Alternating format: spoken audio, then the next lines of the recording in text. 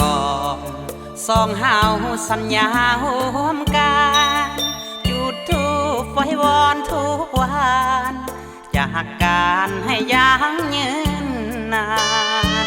2 เดือนที่ผ่านหักกันแสนสุขสำราญอ้ายและน้องคานหักกันด้วยความจริงใจบาดนี้ยินข่าวเรื่องราวหักที่ผ่านมาว่าหักสองเฮานั้นนะเหมือนว่ามีมารหัวใจเพราะว่าคนอื่นเขามาเคลียร์ควรใจเขาเอาอำนาจเงินสายซื้อใจของน้องไปขอคำว่าหักมันเมื่อนานสัญญาเลยด้วยความซาบซึ้งเงินตาเขาซื้อนวลน้องอายเลยหมดสิทธิ์แนวคิดจะอยู่เคียงสองเมื่อหักเฮาบ่สมปองจากน้องด้วยความอาลัยนี่แหละเพื่อนเอ๋ยคนจนอย่างเฮาแสนเศร้าคนที่หักเก่า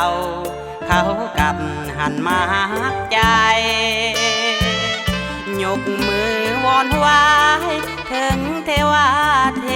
พไทยหากแม้นพบหักครั้งใหม่ข้าขอเอาใจให้หักยืนยาว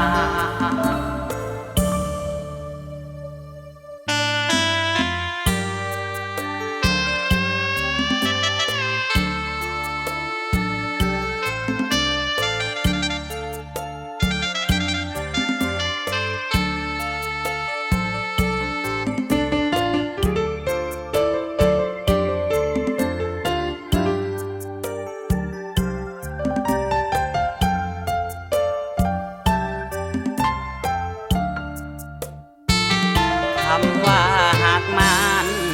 เมื่อนานสัญญาเลยด้วยความซาบซึ้งเงินตาเขาซื้อนวลน้องอายเลยหมดสิทธิ์แนวคิดจะอยู่เคียงสองเมื่อหักเฮาบ่สมปองจากน้องด้วยความอาลัยนี่แหละเพื่อนเอ๋ยคนจนอย่างเฮาแสนเศร้าคนที่หักเก่าเขากลับหันมาหักใจยกมือวอนไหว้ถึงเทวาเทพไทยหากแม้นพบหักครั้งใหม่ข้าขอเอาใจให้หักยืนยาว